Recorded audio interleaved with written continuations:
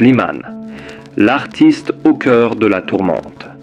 Slimane, le chanteur à la voix envoûtante et à la présence scénique magnétique, s'était rapidement fait un nom dans l'univers musical. Sa participation à l'Eurovision, où il s'était hissé à la 4e place, avait solidifié sa place dans le cœur de millions de fans à travers l'Europe. Mais ce succès fulgurant allait bientôt être assombri par des accusations graves qui allaient changer le cours de sa vie. Depuis octobre 2023, Slimane se trouvait pris dans une spirale infernale après que 2 plaintes pour harcèlement sexuel aient été déposées à son encontre. Les accusations étaient graves et ont plongé l'artiste dans la tourmente. En quelques jours, le nom de Slimane se retrouvait sur toutes les lèvres, mais pas pour les raisons qu'il espérait. Les réseaux sociaux se sont enflammés. Des messages haineux, des insultes, des doutes, tout se mélangeait et chaque post semblait être une nouvelle pierre jetée dans un océan de rumeurs. Slimane, pourtant habitué à la scène et à la lumière, se retrouvait, cette fois, face à une épreuve bien plus grande que tout ce qu'il avait pu affronter jusqu'ici.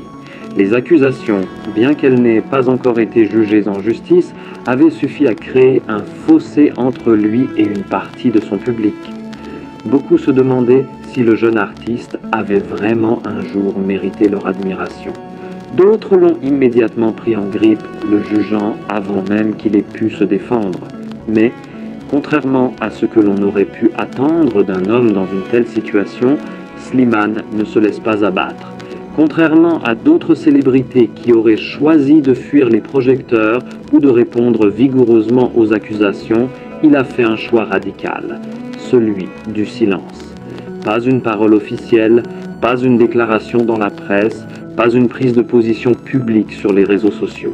Slimane choisit de rester silencieux face à la tempête, refusant de se laisser entraîner dans un tourbillon médiatique qu'il savait destructeur. Sa décision de se taire n'était pas un aveu de culpabilité, loin de là. C'était sa manière de se protéger, mais aussi de laisser les événements suivre leur cours. Il savait qu'une fois les accusations mises sur la table, il n'y avait plus rien à faire, que ce soit en parlant ou en restant muet. Peut-être pensait-il que seul le temps et la vérité, dans toute leur complexité, finiraient par rétablir l'équilibre. Le concert de l'Accor Arena. Le 9 janvier 2024, Slimane donnait un concert à l'Accor Arena à Paris, l'un des plus grands stades de la capitale. C'était un moment décisif pour l'artiste. Si son silence avait marqué ses apparitions publiques jusqu'alors, ce soir-là, il allait, d'une manière subtile mais percutante, briser ce mutisme à travers ses chansons. Lors de ce concert, il n'a pas prononcé un seul mot sur l'affaire qui le concerne. Aucune déclaration officielle, aucun message direct. Pourtant, ses chansons ont parlé pour lui.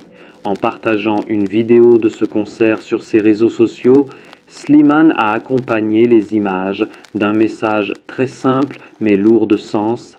L'amour triomphe toujours, merci pour tout, je vous aime.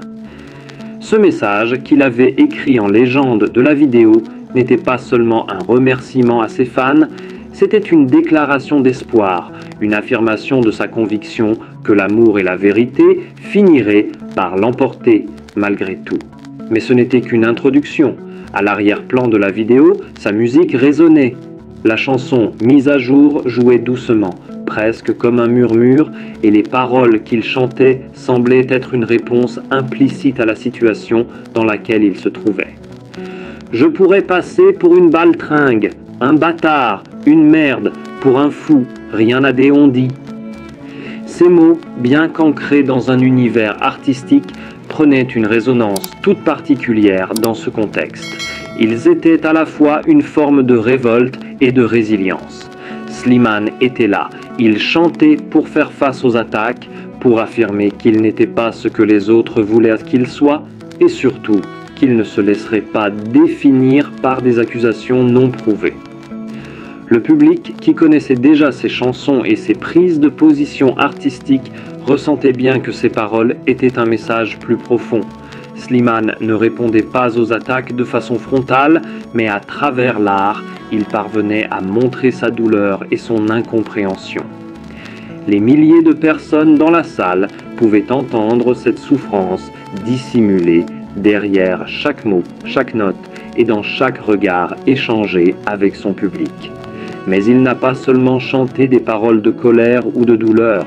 Au contraire, dans une autre chanson, « Tournez la tête », Slimane exprimait une forme de fatigue. « Tournez la tête, j'ai plus le goût à la fête, et ce monde qui chante me fait mal à la tête, je veux me dans le noir. » Ces paroles, presque mélancoliques, dépeignaient un homme en cuit, muette de paix intérieure. Slimane n'était pas seulement en train de répondre aux accusations, mais aussi d'exposer ses émotions, de dévoiler une part de lui-même à ses fans qui, malgré tout, l'acclamaient. Pour lui, la scène était le seul endroit où il pouvait encore se sentir libre et écouté. Un artiste qui refuse de se cacher. Slimane aurait pu choisir de se retirer des projecteurs, de se cacher, de prendre une pause pour laisser les événements se tasser. Mais il n'a pas arrêté sa tournée. La musique était et reste toujours son exutoire. Chaque concert est devenu un moyen de résister, de ne pas laisser la situation le détruire. Plutôt que de répondre par des mots, il a choisi d'utiliser la seule chose qui avait encore du pouvoir sur lui, la musique. Bien sûr, cette période marquait aussi la fin de sa présence en France pendant plusieurs mois. Bien que la tournée ne fût pas terminée, Slimane avait décidé de se retirer de certains engagements, notamment de la tournée des Enfoirés, événement annuel auquel il participait chaque année. Un choix audacieux qui a provoqué de nombreuses spéculations dans les médias, mais qu'il justifia par le besoin de se concentrer sur son bien-être personnel et sur l'étranger, où il se produirait dans des pays comme l'Allemagne, le Canada et la Finlande. Pour lui, ces destinations offraient une forme de répit, un endroit où il pourrait respirer loin des jugements et des critiques incessantes. Le poids de l'art et de la vérité. Slimane n'a jamais fait de déclaration publique officielle sur les accusations de harcèlement sexuel, mais à travers ses chansons, ses messages et ses concerts, il a continué d'envoyer des signaux clairs. Il n'était pas ce que l'on disait de lui. La scène était son moyen de combattre le monde extérieur, de rester fidèle à lui-même. Ses fans, ceux qui croyaient en lui et dans son talent, l'accompagnaient dans cette épreuve. Chaque chanson qu'il interprétait était une bataille silencieuse, une manière de reprendre le contrôle sur sa vie. Il n'avait pas besoin de justification publique. La vérité, pour lui, résidait dans son art. À travers ses textes, Slimane s'exprimait plus que jamais. Il était plus qu'une simple célébrité au centre des projecteurs. Il était un homme avec ses faiblesses, ses doutes et sa quête incessante pour trouver un sens à tout ce qu'il traversait. Au final, l'artiste qui semblait fragile sous les coups de la critique se révèle être plus fort que jamais. Sa musique, sa façon de faire face aux épreuves est devenue un témoignage de sa résilience et de son engagement envers lui-même, envers sa vérité et envers ses fans.